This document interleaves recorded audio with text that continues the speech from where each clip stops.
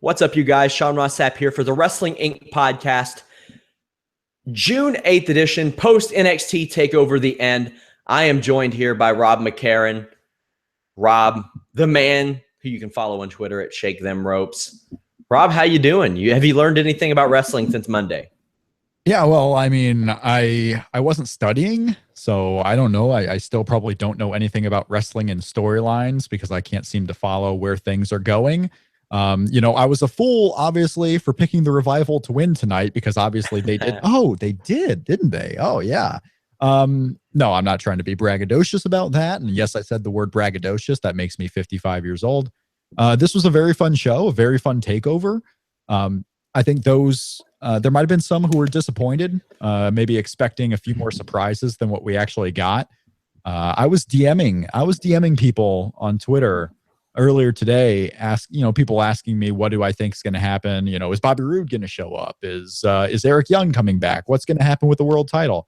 I'm like, you know what? I think this is a show really where something will happen that we don't expect at all. Like, I can't even make a guess because we don't know. And that ended up being Paul Ellering of all people. So at least there was one surprise on the show, but very interesting show. I thought from top to bottom, it was an excellent way to spend 2 hours on a Wednesday. Yeah, we were poking fun at a review that the podcast got that Rob didn't know anything about wrestling, which is not a description I would give you, Rob. Well, thank you. I appreciate it. Obviously, the reviewer, go find the Wrestling Inc. podcast on iTunes, write a review, send a rating 1 through 5. It would be great if you give them 5 here because it covers the whole network. But go send reviews in. Yeah, there was one poor review when I took over the Monday Night podcast that not the biggest fan of Rob. And it was still a 3, and it was still a 3-star review. Still a 3 because they love you, Sean. You are the star. Yeah. You are Sean Star Sapp. You are the biggest part of this Wrestling Inc. podcast. And I'm trying to win people over. If you are a fan of myself, I mean, I appreciate it. If you like listening to what we talk about here on the shows between Sean and I, that's great. Let other people know. Go put a review on the old Wrestling Inc. iTunes. Yeah, guys, if you wouldn't mind, leave us a thumbs up on YouTube. We had the I would say the Vince Russo fans that kind of trolled our show and left big thumbs down. Now, I just want to say this. We're on very good terms with Vince Russo. I consider him a friend. There was somebody that said that things got heated with me and him on last Monday's show, and that's why he's gone. It has nothing to do with that. Vince is just doing his own show on Mondays. Nothing to do with I think we talked about maybe Ospreay and Ricochet or something. Right. But you know what, Sean? It's good on these shows. One of the a couple of reviews came in. So why is Rob so decisive, or why is Sean so divisive? You don't always want to have the same opinion on these shows. Sometimes people think differently about certain things. And if I think differently than you, I'm not going to just shut up and not say my opinion just so, we don't disagree. I think the viewers want to know what each of us think and be able to think for themselves. By no means. It's entertainment. Yeah. It's supposed to be subjective. Absolutely. So I want to thank everyone who puts, if you thumbs down the video or thumbs up the video, I just want to thank you all for watching these videos, but we would appreciate the thumbs up. It helps more people see the Wrestling Inc. podcast, and it helps more people know about Trendy Butler and all those different deals you got going on. Indeed. The Triple H chat is going on right now. We were going to wait until after the Triple H chat to do this podcast, but nothing really earth-shattering happened at NXT TakeOver. I really think it's going to be the pre-show call that he does on Tuesdays with the industry experts. I really think it's going to be a new version of that, just with the paying fans and whatnot. I think that we're not going to see any earth-shattering news from that Triple H call. I thought maybe they might have done something cool, like release the Cruiserweight Classic names. But if something like that happens, we are following it. We are monitoring it. We will let everyone know as it happens. Yeah, we're going to update it as we go throughout the show. He mentioned at the end, NXT TakeOver the end, he joked at the NXT was ending and almost broke the internet for a second. He said that the Finn Balor versus Samoa Joe rivalry has produced great matches, and this was the end, with the two going to war in a steel cage. Seeing how NXT transitioned from developmental into a brand itself, he thinks that NXT is its own brand in every way. And tonight marked the beginning of them taking everything in that direction. So the first match, we had Andrade Almas against Ty Dillinger. And I got to say, I don't watch a lot of Lucha Libre. I was very impressed Not only by the debuting Almas, Ty Dillinger on top of his game. Yeah. This guy, and he probably isn't ever going to be WWE champion or even Intercontinental champion or US champion. Or may not even be on the main roster ever. May not ever. But if he got put on the main roster, cool, good. Yeah. If he stayed in NXT and did exactly what he's doing forever, cool. As long as he's happy and he's making money like he deserves to do. This guy can do his job in almost any role in which, and the crowd loved him.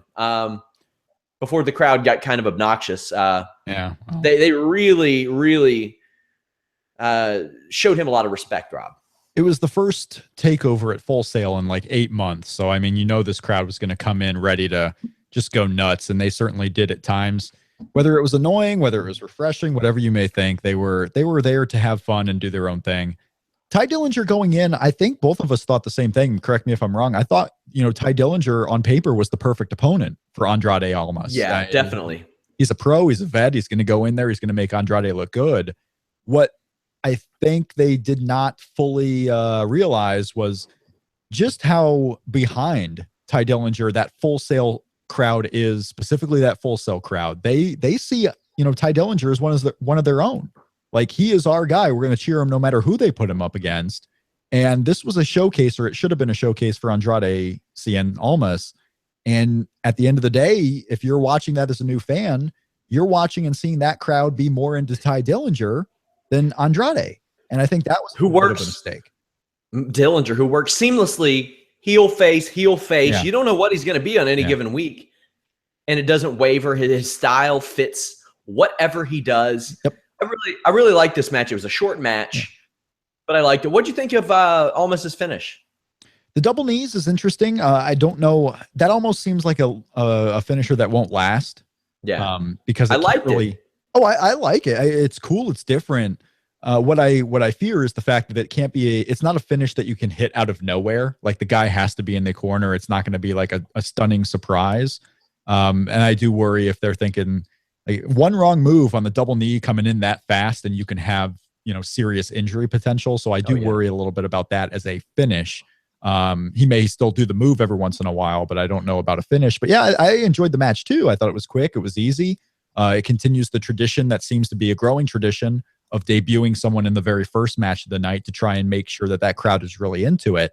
And I think Andrade, while a little bit hindered by the fact that a lot of people were into Ty Dillinger tonight, this guy's going to have the next 3 months of the Cruiserweight Classic to really get everyone on his side and show him what they can do. So it's not a bad night for Andrade by any means. Triple H on his chat said that he's had his eye on the former La Sombra for a while and can't believe anybody would put a mask on him. Well, that just happens in Mexico. But yeah, good looking dude. Yeah, let's be real. Let's call a spade a spade. Like, I'm a heterosexual man. I understand when a guy comes in that I'm just never going to be able to compete with, no matter. And most of the guys in the world right now I can't compete with. But Andrade Cien Almas is certainly a guy. If I'm standing next to him, I have no shot in hell with anyone. Brad Maddox was that guy. So let's be real, Sean. I mean, this guy was hot. Yeah. Triple H, another comment that I found interesting. He's been saying this for a little bit, like how he wants to make NXT a brand and not be strictly developmental. He said tonight is the end of NXT as developmental. NXT is a legit third brand now, is something that Triple H just said on the Facebook. And whether that becomes something that they actually play up and they keep developmental in Florida, but make the NXT name a third brand, we'll see. Or it could just be Triple H, promoting his roster in the show they put on tonight. But that is an interesting quote. I'll explain to you why I think that's horse shit in about after we talk about the tag match. Go for it. Yeah. But also he says that Ty Dillinger can be special once he flips the switch.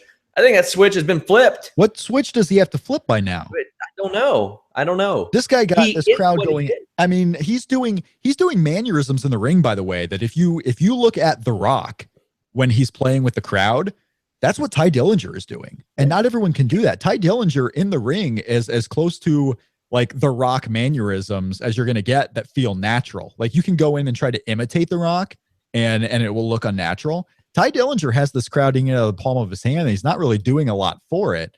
And you got, he looks a lot like Cody Rhodes. Let's be real. He looks a lot like Cody Rhodes. Now that Cody Rhodes is gone, put Ty Dillinger in a higher role, see what he can do. and actually give him something to do. Don't Tyler Breeze him on up there and just let him rot away on superstars for a while. Yeah, I'm a big fan of Ty Dillinger. I think people have been a big fan of Sean Spears, Ty Dillinger for a long, long time. And I don't know what the switch has to be. When Triple H would talk about like Hideo Itami and say there was a switch that needed to be flipped, we all saw it. We all knew that Hideo Itami was not Kenta anymore. But Ty Dillinger has done everything he can. And if I'm Ty Dillinger in the back and Triple H is saying that I need to flip a switch to me, I might start getting frustrated. Like, what else do I have to do around here? Well, in some cases, we've seen it. Like Damian Sandow, there is nothing you can do around there. That's true. But, it is what it is. You mentioned people who they do some of the mannerisms of The Rock, and it doesn't seem natural. A good example of that would be a guy like Eli Drake in TNA, who I think is a charismatic guy who can talk really well. But he strikes me as a guy who met The Rock one time and thought that he got it by osmosis. Yeah. And it doesn't work like that. But on the contrary, there are times when I see him, I'm like, damn, that's a charismatic dude. Ty Dillinger has gotten the 10 gimmick over to such a degree that with regularity, Bayley uses it to get herself over in matches that follow. Ty Dillinger will leave the cards out there for her. She'll pick them up, troll her opponent, and do the 10 gimmick. So, I mean... And the 10 gimmick is something that I could see catching on in the main arenas too, like not just in the 400-seat NXT, but you saw it kind of a little bit last year in Brooklyn. And if you put Ty Dillinger on a Brooklyn match this August, that crowd is going to be 100% behind Ty Dillinger doing the 10s. It's something that can catch on almost, but maybe not to the level of the Yes chants, but something that's going to sustain itself more than, say, the Fandango dancing. Like, Fandangoing, you had to have the right crowd, the right situation, and then it died off. Ty Dillinger really has a complete package. I mean, the theme works, his look works. He believes in this gimmick is the biggest thing, because you see a lot of guys who end up getting a gimmick that's maybe a little goofy at first, and they just don't believe in it. Tyler Breeze is a guy who believes in it. Ty Dillinger obviously believes in it. And there's so many situations where a guy just does not fully commit to it. And Ty Dillinger is not that way. He is committing to this. I think the package is about as ready as you can make it. And this guy probably deserves at least a chance, even if it's only in NXT. Give him an actual storyline that's more than just, hey, can I have a match and I'll put over the new guy? Give him something to do in NXT. I think this guy can handle it. I do too. Next up, NXT tag title match, the Revival versus American Alpha. Rob, you called this match, and all I can say about it is hot diggity damn Dallas. And this was my favorite match of the night. All four of these guys were fantastic. There was a lot of going back to simplicity in this match. I think they were trying to do too much in Dallas. They were trying to get all the cool stuff they had worked on the live events all packaged into one quick match. Whereas this one, they settled down a little bit and did, true tag team wrestling. And when they would do some of the high octane frequency little, sequences there, it was great. But it wasn't, snap after snap after snap of craziness. I thought they worked really well together. They put the best of what they've done on the live events here in this match. And, I'll take credit for calling it. I told you on Monday that I thought the Revival would win. And it wasn't all because of this upcoming brand split. Like, you were still plenty of time away from the brand split. I just thought they telegraphed it a little bit with the starting of the program with Johnny Gargano and Tommaso Ciampa, and the fact that they don't know what they might do with American Alpha. So to me, I think they telegraphed it. I thought this was one that was kind of easy to call, and it was an excellent match. The Revival now become the two-time champions, which is a fun thing, because the whole build-up to Finn Balor's title match later on was he was trying to become a two-time champion. They didn't really sell that a lot, obviously, with the American Alpha tag title defense. They didn't sell that the Revival was trying to become a second-time champion. They just said they were going for their rematch and going for revenge and such like that. And this is the team that actually gets it done. I think there's a lot of ways they can go now in the tag division, especially with what happened after the match. American Alpha. They're going to be stars. They're great. They're great. They're fantastic. Chad Gable. Just everything. Chad Gable has improved. Maybe as fast. I think you might be able to say as fast as Kurt Angle did, just because. And that's an easy comparison to make with the gimmick and their amateur background and so forth. But remember, Chad Gable's only been wrestling for about 2.5 years, if even. So this is not a guy who was wrestling for years and years on the indie scene. He started in WWE. He was trained by them. And he's putting a lot together. And Jason Jordan is a guy that looks the part. This guy looks like he can main event a WrestleMania at some point. He just had to grow in confidence. And this tag team is helping him do that by far. Jason Jordan. Evidence that the Performance Center works. What is that? I said he was the new Double J. You can fully put Jeff Jarrett back on the back burner. This is the new Double J. Go ahead. This guy, I mean, for a while, it was this guy going to make it? Is it ever going to work with him? He had no confidence. He had no confidence whatsoever. And you saw that in Breaking Ground, right, Sean? I mean, this was a storyline in Breaking Ground that Jason Jordan was on the verge of getting fired if this tag team didn't work. It was a parallel to the Zack Ryder Mojo Rawley program on Breaking Ground. Like Zack Ryder had made it work, but was back down to try and stay, whereas Jason Jordan had never made anything work, and he was also trying to stay. So you had that parallel between those tag teams. Jason Jordan needed this. Like the tag team. By the way, can't wait to see that episode of Breaking Ground tonight. Yeah, it's going on right now. Thank everyone for watching this instead of Breaking Ground. You can catch that on demand. Maybe tomorrow. I guess you can catch this on demand too. But let's be real. This is brand new, fresh. People saw 2 hours of NXT. Go watch us, and then watch Breaking Ground tomorrow. I'm excited to see it tomorrow as well. I'm not going to be able to catch it until tomorrow, but Breaking Ground is back. I like it. Hopefully we get some more Tino Sabatelli action. Oh, Christ, on a bike. Superstar Sabatelli. Whew. Triple H said, regarding Dash and Dawson taking the titles back from Gable and Jordan, he praised both teams and the Revival for being the first two-time champions. Yep. He doesn't believe we've seen the end of it. Yeah. So after the match, Gable and Jordan are attacked by, I think it's what the hell are they called? The Authors of Pain, Sonny Densa and Selmani. Now, this is why, as I said earlier, Triple H saying it's not developmental is complete horse shit. Because these two guys are now on the program. Well, Selmani, who didn't even train, didn't start until a year ago? Yeah, it's been recently. I mean, it's like they basically got signed and showed up on television. They've been around and they've been doing the live. You saw them in Columbus, right? No, I didn't. They didn't wrestle there. You didn't see in Columbus. Okay. No, we got the Protein Brothers instead. King Constantine and some other dickweed. That's right. Some other dickweed is, I believe, what his current ring name still is. The Authors of Pain. I mean, they write pain. They deliver it to you. $22.95 in hardcover. They're on the show. Now, how much is the Kindle edition? Is it any cheaper? It's actually not available on Kindle. Can you believe that? In 2016. I know they don't write on Kindle. It's almost as if they're an 80s tag team. It's very strange. So let me tell you what, I was pissed. Okay, you were upset. You were pissed, yes.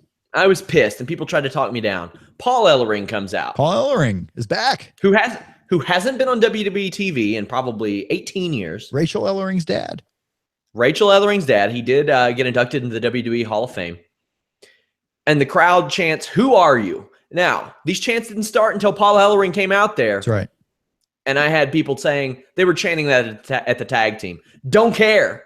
If you're that smart, Full Sail, if you're that cute, you know who the guy is. No. Apparently you're not that smart because you don't know who he is. I can tell you 100% there might have been 3 people that were paying fans that actually knew who that was coming out. Sure. Maybe 3 people. And it was an unexpected surprise. You didn't expect, of all people, to come out Paul Ellering. Exactly.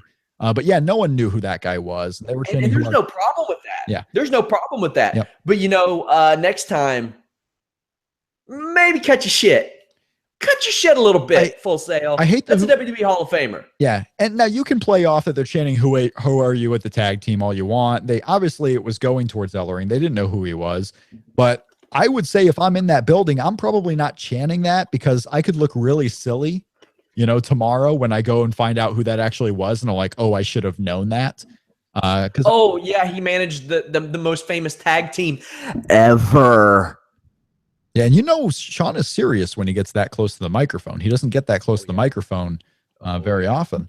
Yeah, Paul Ellering is there, and he's it's very interesting. They're doing something with this Authors of Pain. So could the Authors of Pain by July 19th end up taking out American Alpha forever? Well, you know what? I hated 3-minute warning when they showed up, and 3-minute warning eventually gave us Umaga. So you know what? Go ahead. If this tag team happens, yeah, and I get an Umaga out of this, yeah, then you know what? It's probably worth it. That would be the highest bar I think you can get. Like if one of these guys Sure. turns out to be Umaga, that'd be great. I don't see that happening. Yeah, me Umaga was either. a revelation in himself. Uh, yeah, this is now you say it's developmental because these guys are on television, and you may be right. But at the Oh same yeah. time, Braun Strowman was on Raw, and Braun Strowman wasn't ready. So you can still have a third brand with green guys. You can do that. Yeah. We'll just have to see where that comment goes, because it very well may be a comment that doesn't mean anything. Like NXT is going to do what NXT has always done, and you're still going to have the WWE NXT Florida shows. But if they're actually serious of making this a third touring brand, like weekly, and maybe even changing the name of the NXT Florida shows back to something else, we'll see. But yeah, the Authors of Pain are back. So now we have 2 tag team programs that will continue, at least maybe not all the way towards Brooklyn, but at least for the next month on television. You got the Authors of Pain against American Alpha. And in theory, you should have Johnny Gargano and Tommaso Ciampa up against the Revival. So the tag team scene heading over the next couple of months is pretty interesting, while we're also getting the Cruiserweight Classic. And then don't forget, after the Cruiserweight Classic ends, it's going to be right back time for the Dusty Rhodes tag team tournament if they want to continue that. Yeah. Are there tapings tomorrow? There are tapings tomorrow, so we will know what's pretty much happening if you are one who chooses to read the spoilers.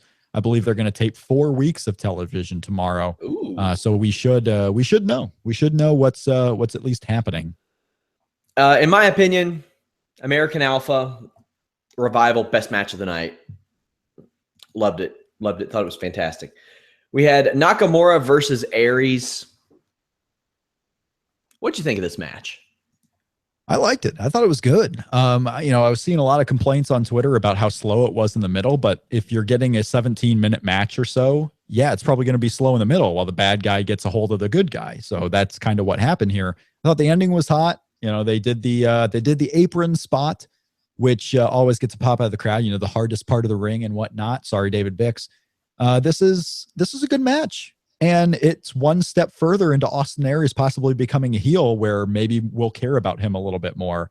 Because right now, Shinsuke Nakamura has the people's attention, and Austin Aries now maybe doesn't, unless something serious happens here. And maybe he keeps going after Nakamura. I don't know. But yeah, Austin Aries is probably the more interesting case about where he goes next. Because if he's not in the title program, and unless he goes with Finn Balor or something like that, who may not even be on NXT television for much longer, I kind of wonder where Austin Aries goes from here. But as far as the match, not as good as TakeOver Dallas. I don't think anyone expected it to be. But Shinsuke Nakamura, a really strong performance, I thought. Yeah, you want to fill up the Barclays Center. That's happening already, probably.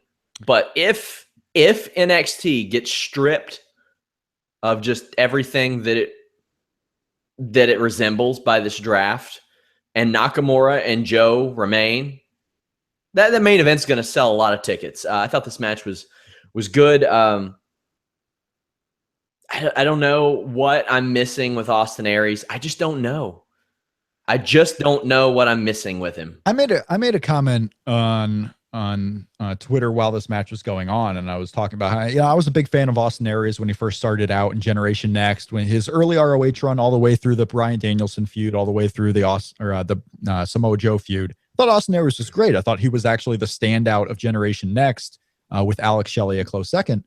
But I was asking, what has he done in the last 8-9 years? Obviously, he was a big part of TNA. He had left Ring of Honor, but what had he actually done there? A lot of the big memories of Austin Aries were tag team stuff he did. And, I got a lot of responses. People really remember his TNA run very fondly over the last 4 years. So if he can kind of get back the momentum he had in TNA, where at times he was a little bit of an afterthought, he wasn't the main top guy, but he still put on strong performances. If he can get back to doing that in NXT, and this might be a start, I think we might see a good run from Austin Aries. The guy just has to be a bad guy. Like, this has to be a guy where you want to really cheer whoever's going up against him. This respectful other good guy role is not going to last with Austin Aries. He will be an afterthought. It can't. And as I mentioned, he's such a naturally unlikable guy because he is. He's a dick. He is. And there's nothing wrong with that. That fits him. Let him do it. Nakamura, great as always. This match was really good. Hard to follow that tag match with the fast pace that it provided. I thought maybe the women's title match would have been better placed here, but they seem pretty dead set on the order of operations in which they make their cards go. Yeah, I liked it. We also, I'll go ahead and talk about this. We see Bobby Roode walking behind William Regal backstage. Triple H said that it's another example of everyone wanting to be here. What do you think that Bobby Roode provides? In my opinion, the thing he provides most to the WWE is depth when they need it. He provides depth. He provides an aura of someone who can come in and be a legit main eventer. And it's kind of easy. It's not a guy who's currently in the performance center that you have to build up into being a main eventer. Bobby Roode's a guy who can come in and already be in that upper mid card to main event role. So it does kind of make it easy for NXT to replenish a little bit more quickly, because it will be a guy that people respect. So I see him coming in and doing big things. Maybe he's what's next for Austin Aries. Maybe he goes into the title picture. Maybe he's going to be a guy they actually try to float around as like a free agent. Like, will he go on the main roster? Is he going to come here to NXT? We'll have to wait and see, but I think it's time where we might find out tomorrow at the TV tapings with what he's going to do, because it has been now 3 months of teasing. They teased it at the beginning of April with him at TakeOver Dallas. So we've gone now through April, May, and half of June, not knowing what he's going to do. So tomorrow at the TV tapings, I expect the next chapter of Bobby Roode to be revealed, as he had his meeting with William Regal tonight. And to correct one thing, it looks like they're probably going to only tape 3 weeks of television at tomorrow's taping. So we'll know 3 weeks, basically throughout the rest of June. And then there's 2 more tapings after this, leading up to TakeOver Brooklyn. So we got 3 tapings from tomorrow to Brooklyn. When are those set of tapings? Do you know? Yeah. So the next set of tapings is going to be June 24th. June 24th, which is only 2.5 weeks from now. That's going to be interesting, because they'll have to go through at least the period where SmackDown goes live. Yeah. No. Yeah. They're so that's going to be very interesting. They're going to go, and that's the thing. Last year, I think everyone's caught up in this draft, and you can really look at it with the result of the tag team match. I mean, you probably saw it on your feed. I know I saw it on mine. There were a lot of these comments when American Alpha lost that, oh, I guess we know who's getting drafted, or I know there must be main roster bound. The draft isn't until 6 months, and technically we don't even, or 6 weeks, I should say. And technically we don't even know if there's going to be a draft. Like, obviously it seems like there will be, but they haven't announced anything. They don't know what they're doing yet. So that's 6 weeks away. And Kevin Owens was on the main roster at the end of May last year and worked TakeOver Brooklyn. There could be a situation where some of these talents stay on NXT TV for a little while before they're actually full-time on SmackDown or Raw. Sasha Banks as well. Sasha Banks, all of the women work TakeOver Brooklyn, some in the TV tapings before the actual pay-per-view. So you can do something like that. NXT tapes on Wednesday through Friday. It's not like they have to be right on SmackDown and Raw and can't work NXT. And then if you talk about house shows, they've been doing co-branded, 2 house show sets already. It's not like an influx of talent is necessary for the live events. They still have plenty of talent for those live events. So you could have someone debut during the live SmackDown week and still be on NXT for however long as you want them to be on NXT. And then as soon as the Authors of Pain jumped American Alpha, you saw the same people tweeting out, oh, well, maybe they're actually going to stay in NXT. Maybe they're not going to the main roster. Whatever happened on TakeOver tonight, I think has no bearing on who's going to go to the main roster or not. Samoa Joe still could go to the main roster. There's still plenty of time for him to drop the title or keep the title all the way through Brooklyn, because you got to look at last year. People work NXT still after they get called up. It's something that can happen. So I don't want people to read too much into what happened in the tag team title match tonight. I know one thing that is going to be utilized on Raw, SmackDown, and NXT. Oh, what? And that's ddpyoga.com/wrestling inc. That's right, ddpyoga.com/wrestling inc. Used by tons of stars. Most notably of late, Mick Foley, who said that he dropped 70 pounds using ddpyoga.com/wrestling inc. Gold Dust, Chris Jericho, a lot of these guys, they're older. They're still hanging around. AJ Styles, he's a kind of an older guy. John Cena too. They're able to do it. They keep their bodies young.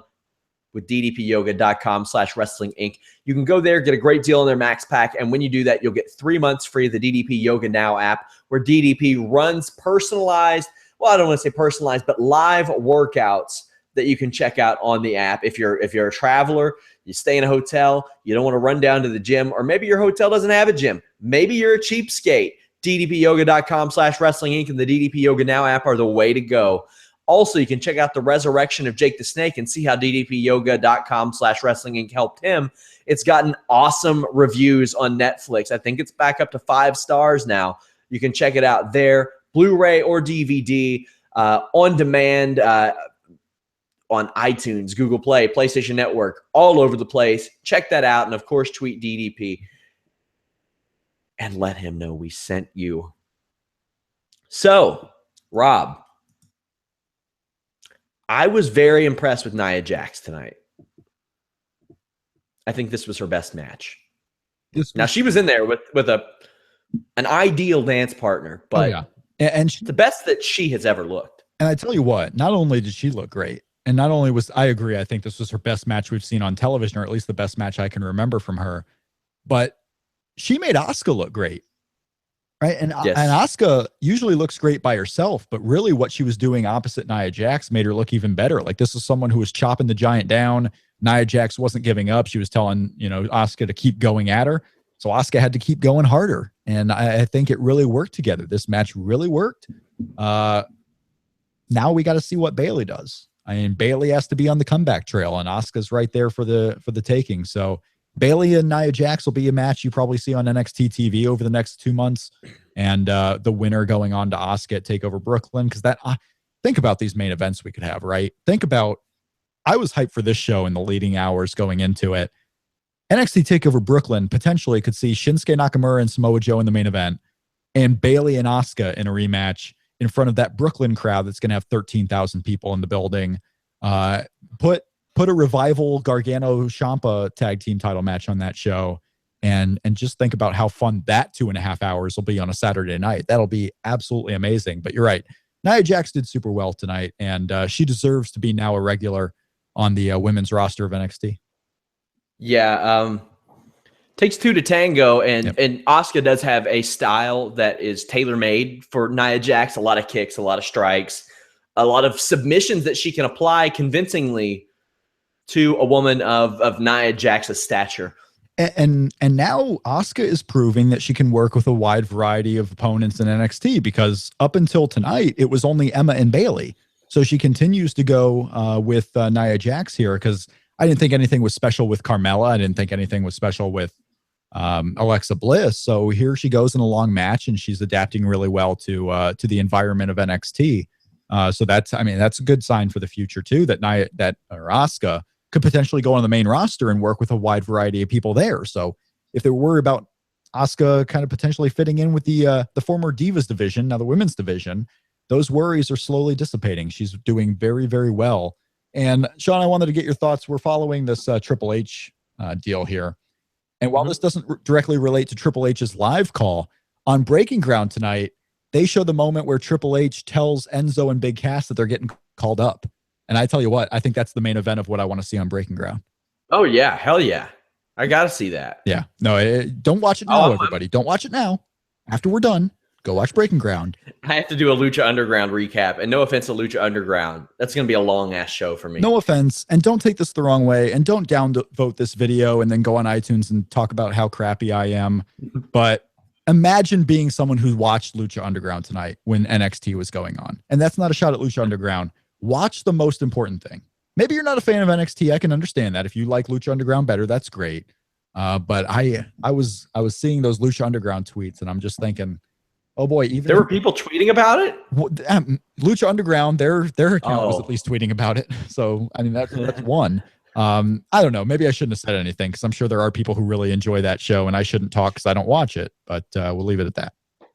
There are also people that enjoy Through the Shadowed Glass, booked by Jeannie Clark, one of our sponsors of the Wrestling Inc. podcast.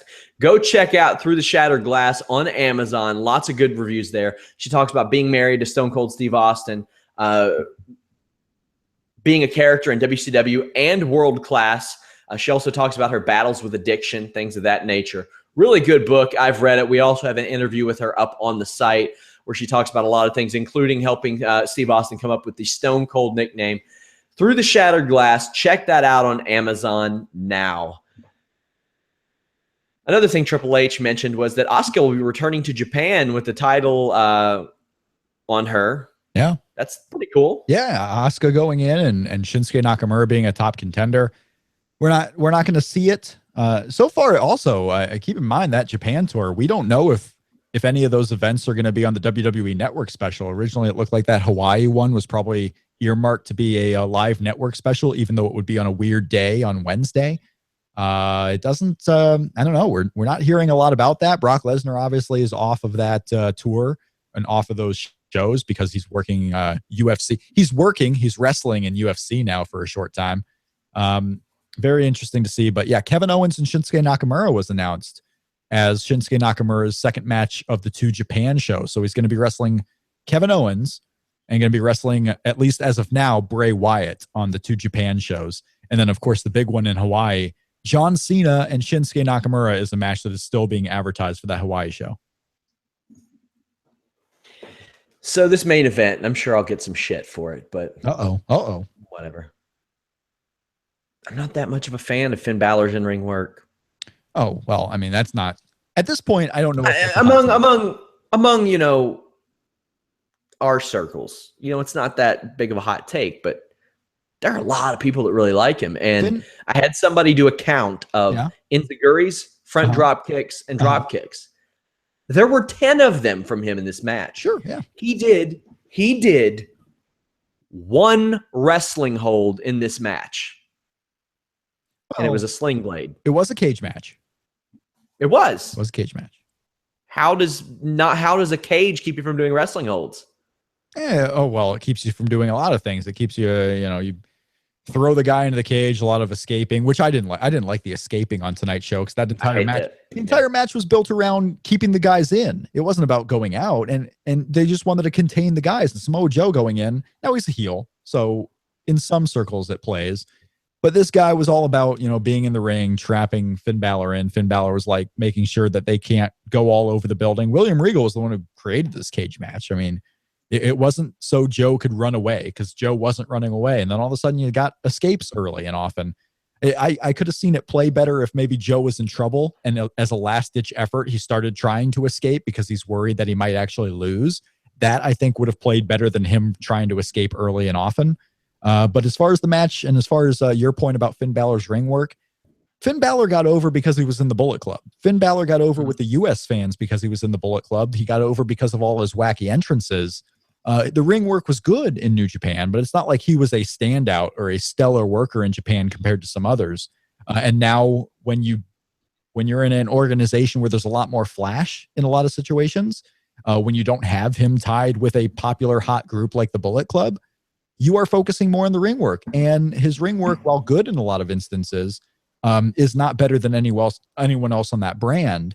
And when you have guys like Samoa Joe, when you have a guy like Shinsuke Nakamura, and before that, Sami Zayn, it stands out even less because there are more high-tier workers on that show. So Finn Balor really does have to survive in a much larger pool. And he's not the big fish he was in New Japan.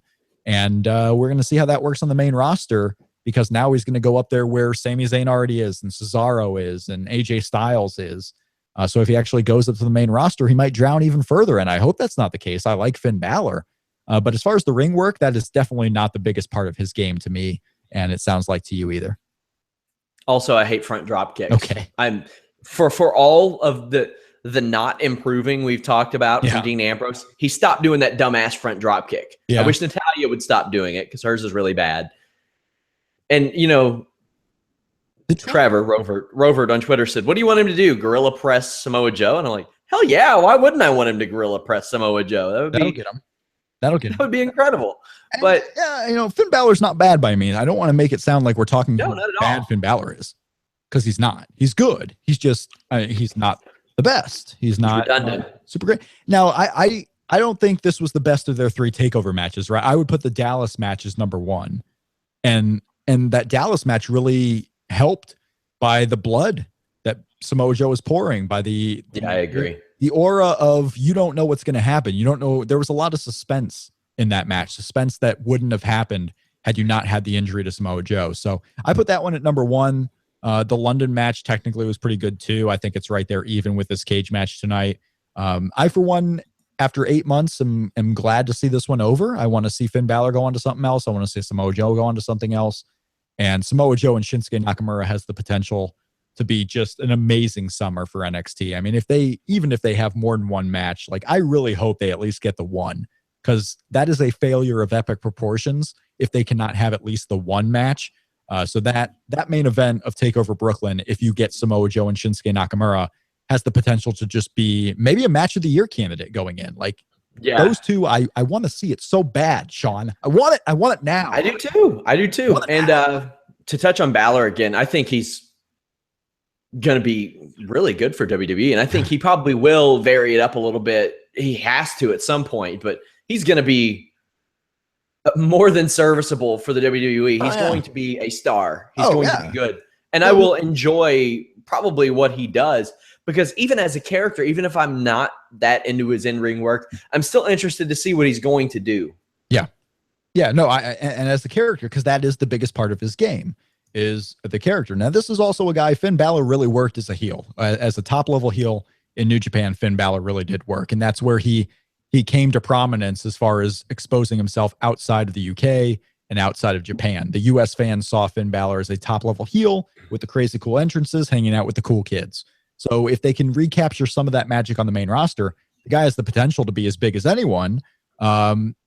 Where in the main roster, the in-ring work isn't all that matters. So that's really where he might be able to catch on and be a superstar. But the time is coming. I mean, unless he's going to be the face of NXT forever, unless he's going to do that, you kind of have to let him see what he can do in the main roster by now. We're going to take some questions. All right. So send them in if you all have them. Somebody says, would you rather viewers watch the podcast on YouTube or the Wrestling Inc. site? Doesn't matter. Doesn't matter that much. If you watch it on the Wrestling Inc. site, I'm sure that brings in more revenue. Double dip. Yeah, double dip. And you can talk, that we have you have the chat room on the YouTube feed.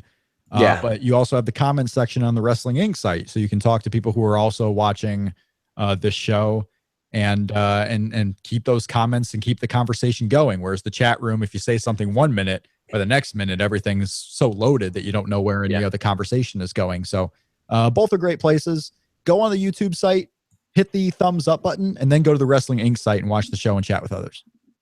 Fortunately, we have a lot of people that are doing that, so that's good. Yeah. Somebody's on the thing, I said, send question, you molten poop. Somebody asked me why I say that. That's because it's Breezango's name for Golden Truth. Yep. Of course. And you would know, this is the niche that Sean Star Sapp is building for himself in the wrestling community right now. He is the expert of all things Golden Truth right now. You are building out quite the community around that. I am. Unfortunately, I am. Somebody says Moose was backstage at NXT TakeOver. Maybe. I don't know. But his contract's not up for another week and a half. Yeah. It's not quite up yet, but yeah, he was there. He was someone backstage trying to get a look. He's going around it. He's going about it in a really weird way. Because he's not shy of telling people where he is. Most of the guys who are going to do this are really weary of telling people where they are. They're trying to kayfabe. They're trying to hide everything because they don't want something to be ruined. Whereas Moose is sending out a lot of signals telling you, even if he's doing it to play a joke on all of us, even if he tweeted earlier today that he will always hold a special place in his heart for Ring of Honor. Even if he's staying with Ring of Honor, even if he loves Ring of Honor, sending out a tweet like that just to throw people off is a little odd. And the guy should probably be quiet a little bit more. He do whatever you're going to do business-wise, but don't ruin things for yourself, because if you do something public like this and start playing games in the public, WWE is not going to see well to that. They're not going to like that. So, well, I know that this has caused, I contact Ring of Honor to set up interviews to promote their shows, promote their pay-per-views. Yep. And their PR is more diligently screening who they give interviews to now, because of people like Moose who are being interviewed. And I guess the whole interview is like, you go into WWE, because that's not what Ring of Honor wants them to talk about during these interviews. No, of course not. And the problem also on the other side of that is Moose might answer, and he might not answer in a way that Ring of Honor likes. Because why wouldn't he answer? Right. Yeah. So, well, most guys, if you were in a question like that, say you were Ethan Carter, right? And you had an interview with Sean Star Sapp on the Wrestling Inc. YouTube right now. If you would ask him, which he does. Exactly. I use this example because that is something you can actually go watch on the Wrestling Inc. website right now. Sean interviewing Ethan Carter III heading up to Slammiversary. If you had asked, and maybe you did, I haven't heard the whole thing. I actually did listen to a part of it. If you had asked Ethan Carter, hey, once your run in TNA is over, are you going to WWE, or are you going to WWE, or are you looking to get back there? Ethan Carter is probably answering, I'm happy in TNA. This is what I'm thinking about right now. I want to get my championship back, so on and so on. I don't know if Moose or many, if other guys too, not just to single out Moose, some other guys might not be smart enough to answer in the way Ethan Carter would. Moose might say, you know what? I do want to go to WWE. I know I got Ring of Honor right now, but my focus is straight on WWE. That's not an answer that Ring of Honor wants. And you gotta play the game a little bit, especially in a highly political field like pro wrestling. You just got to know what to say at certain times. Take a look at Eric Young. Eric Young was TNA or die. He was riding down the TNA door to the death. When he finally leaves, now we can start saying things about how WWE is the greatest. That's the place he wants to be because he's looking at getting into WWE. Go down with your ship. Be a team guy. Yeah. Other companies will look better at you for it.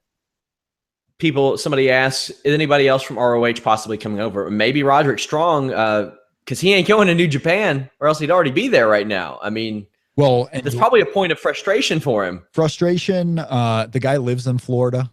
I mean, the guy is, if you are replenishing the NXT brand. I mean, I'm sure TNA would want him, but if I'm TNA, I don't want him that much. Well, I don't. Maybe I do. If I'm Roderick Strong, I don't want to go there either.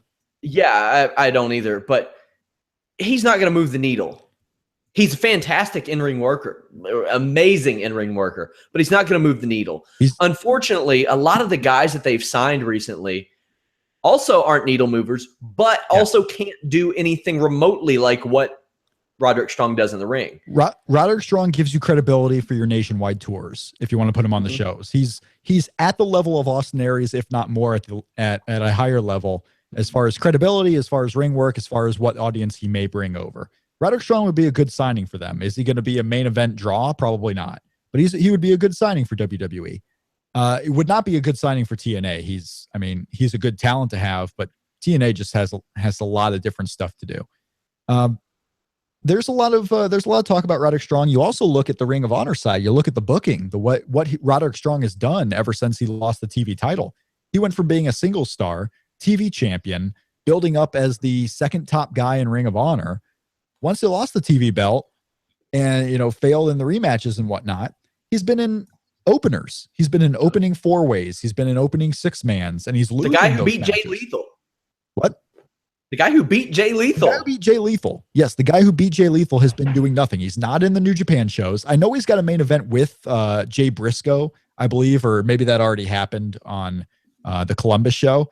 But June 5th. you get one main event match and you lose it, because why not? Let's get the most out of Roderick Strong you can. The way that he's been booked in Ring of Honor tells me Ring of Honor doesn't think he's going to be around much longer, and if he is going to be around, they don't see much value in him. Well, he beat Jay Briscoe. Oh, did he beat Jay Briscoe? I thought Jay Briscoe beat Jay Briscoe. Oh, well, then, no, he beat Jay Briscoe. Who knows what's going to happen? Maybe that's your make good. Maybe Ring of Honor's like, Roderick Strong, don't go. We'll give you this win. We want you to stay. We'll see.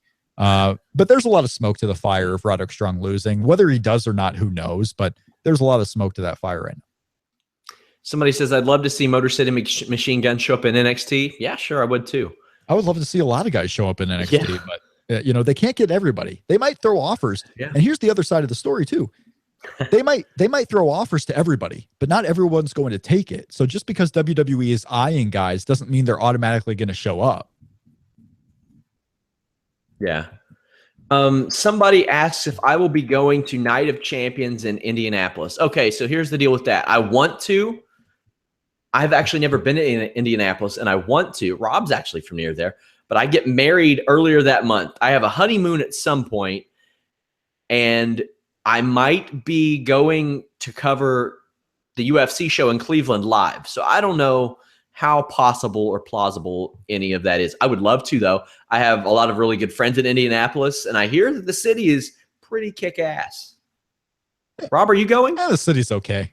The city's okay. At this point, no, I'm not thinking I'm going to go to Night of Champions, but if there's a killer main event, if something big is going to be on the show, and this will be after the draft, so if Shinsuke Nakamura is going to be on the card facing AJ Styles, then yeah, I'll be there. But as of right now, I don't think I'm going to attend that show.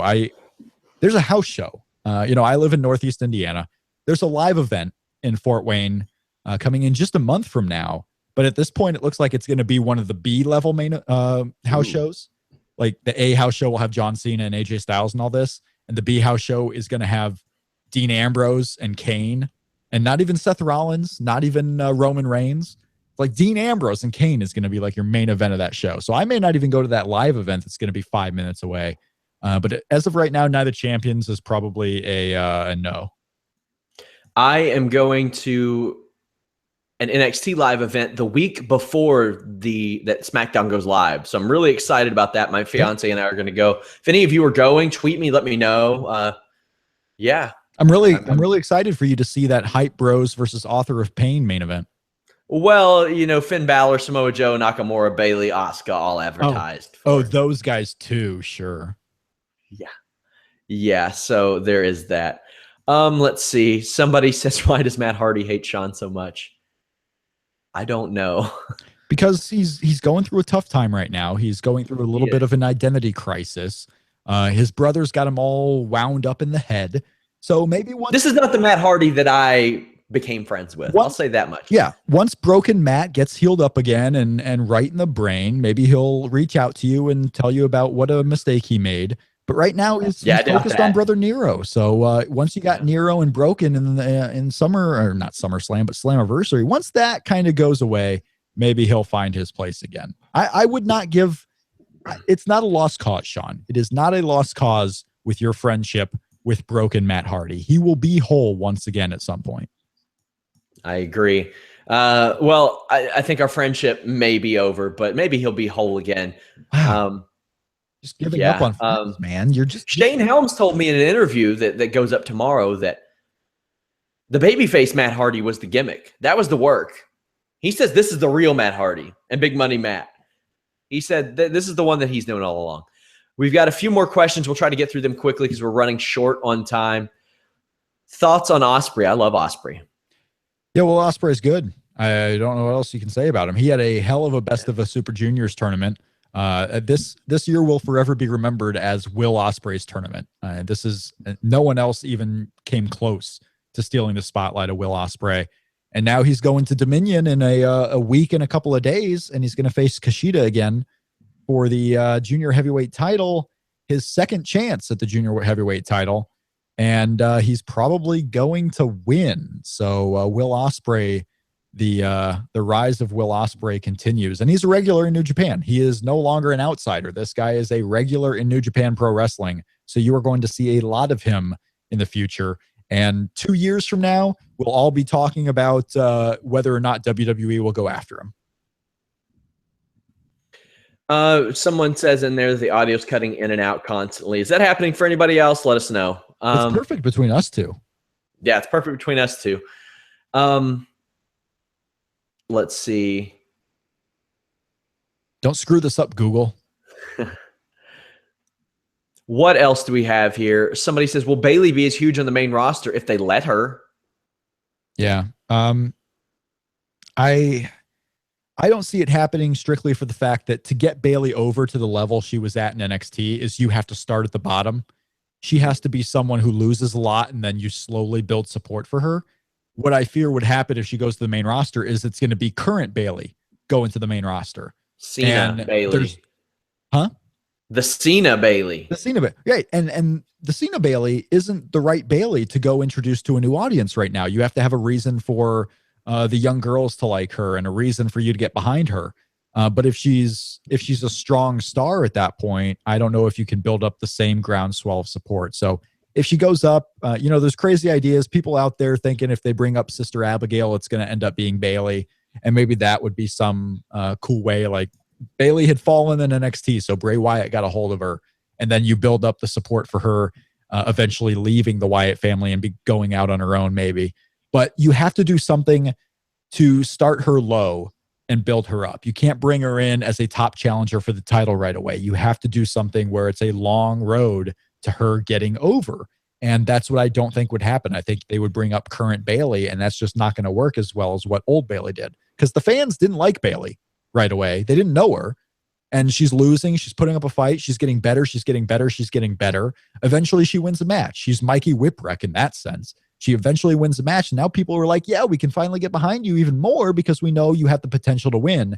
And in a way, like Ty Dillinger, they saw Bayley as her woman.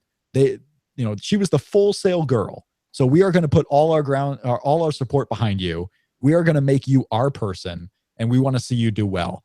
And the main roster, that main roster audience, has to get behind Bayley the same way. Bayley has to be their girl, and that's really tough on the main roster. No one is their person on the main roster except for John Cena. Like, that's it. Dean Ambrose a little bit right now. Daniel Bryan certainly was, but they got to make Bayley the main roster's girl.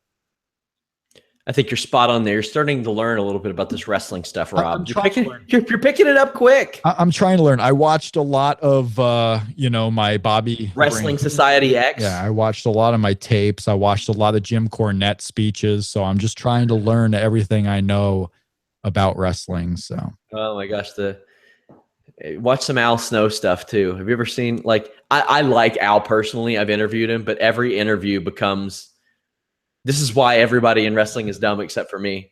That's how all of his every interview also becomes him explaining what pop means. Starts talking about I won't do it. How terms don't mean what terms really mean. And like I said, Al Snow was incredibly kind when I met him. Also, ridiculous shape for his age. Jesus Christ, that guy. It's ridiculous. Thankfully, he's not fighting in UFC anytime soon. Somebody says, our last question we're taking. Somebody says, got my Wrestling Inc. t-shirt this week. Great quality made shirt. Highly recommend. Thanks to you and Raj. Yeah, ProWrestlingTees.com/Wrestling Inc. Go there. Check it out. We have Wrestling Inc. tees. Also, if you like Catch's Catch Can Wrestling, go to my Pro Wrestling Tees page, ProWrestlingTees.com/Sean Ross Sapp. Check out our fight team logo for local fight team here in Maysville, Kentucky. In my opinion, it's the most badass in the sport. But the last question, with Punk and Lesnar in the UFC this summer, does it make the biggest party of the summer, SummerSlam, look lame duck? Well, we don't know a card yet. It's hard to say that if we don't know a card. And we don't know what's going to happen through NXT and the brand split and SmackDown Live. It could, or maybe this WWE SmackDown Live thing plays to perfection and you get to push more stars the way that you should. I don't know. I'm hoping that'll happen, but I don't know that I have faith in them, Rob. SummerSlam is 6 weeks after the Brock Lesnar fight. So they'll have some time in between. And, it's the night after the Punk fight, though. Let me get to my next thing. So I'm explaining the Brock Lesnar, which I think more people are interested in. I think maybe a little bit, just because of the fight quality. Obviously, CM Punk fighting in the UFC will be a novelty, and people will be interested in seeing CM Punk fight. No one's going to expect him to win. The problem with that is CM Punk's not fighting. He's not going to fight on August 20th or 19th. You're assuming he won't fight. He's not going to fight. And he's not going to fight. So is SummerSlam a lame duck show? No. Guess what? Well, let me ask you. Guess what's also happening on Saturday, by the way? Bayley and Asuka, and maybe Samoa Joe and Shinsuke Nakamura. What's the fight everyone wants to see? You want to see CM Punk get beat up by Mickey Gall, whoever the H that is? And yeah, I censored H. No, let me ask you.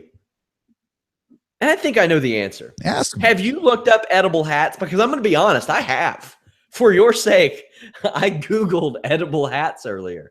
Yeah, I'm not going to lie. I've looked up edible hats. Yeah, quite a bit, actually. Especially, this is what will happen, Sean. This is what actually happens. I look up edible hats when I see Mickey Gall going and doing interviews. I look up edible hats when I see CM Punk is targeted for August 20th.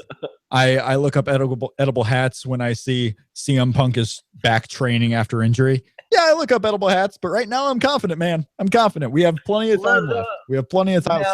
someone's going to punch CM Punk in the wrong place and he's going to have an owie and he's going to go home to AJ and be like, I can't fight today. And AJ's that place is probably that place is probably the general vicinity of his existence. But now, and before we go, what's the market like for edible hats? Are they around? Are they real?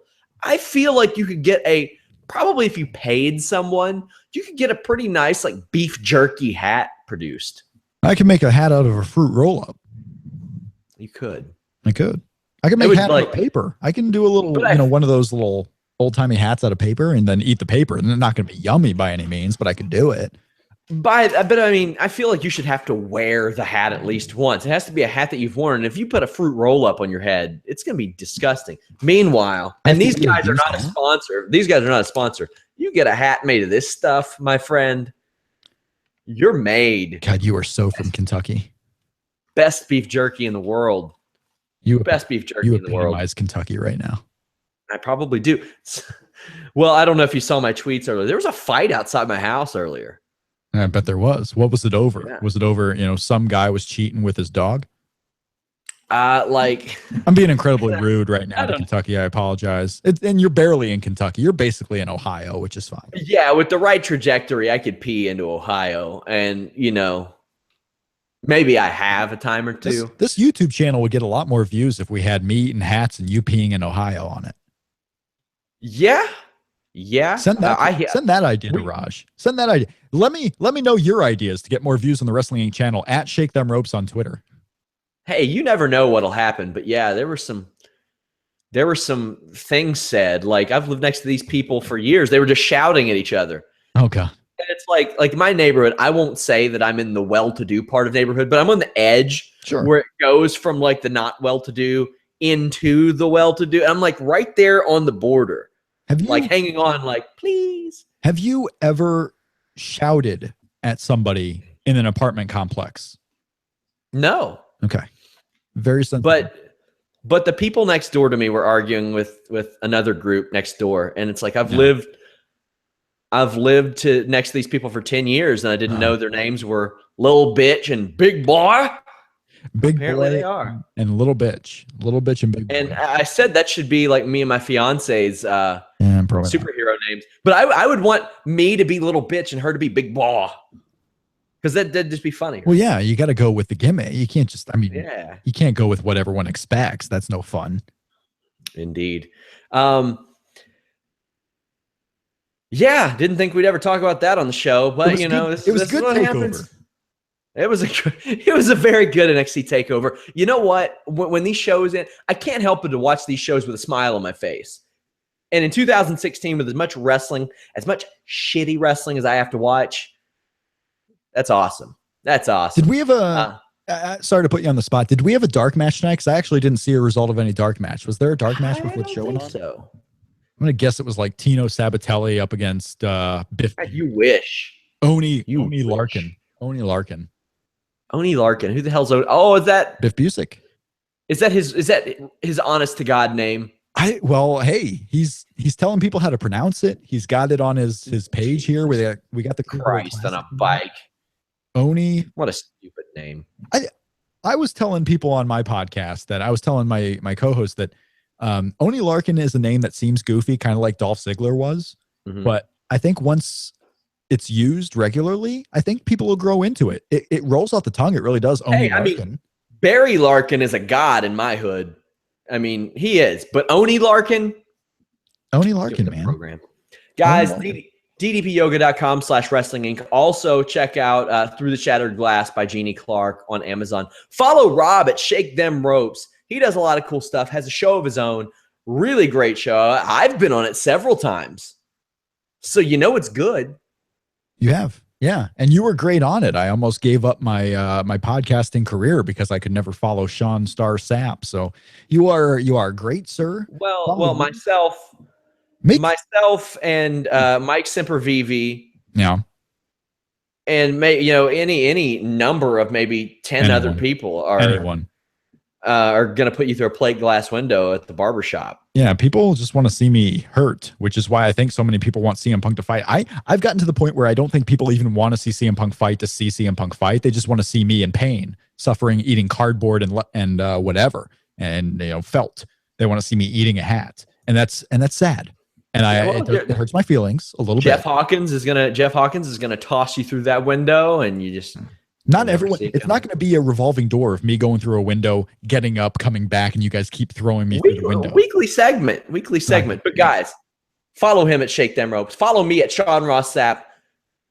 We will be back Monday, I believe it is, after Monday Night Raw. Myself, Rob, maybe Raj. We'll see how it goes. Might get Raj on there. I don't know. We'll see. We'll see how he acts this week. All right. Well, we'll see how he acts.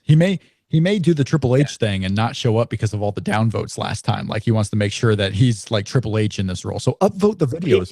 He's got to be on the. He makes sure he's in the good rated shows that way. Which I mean, we did incredible numbers this week.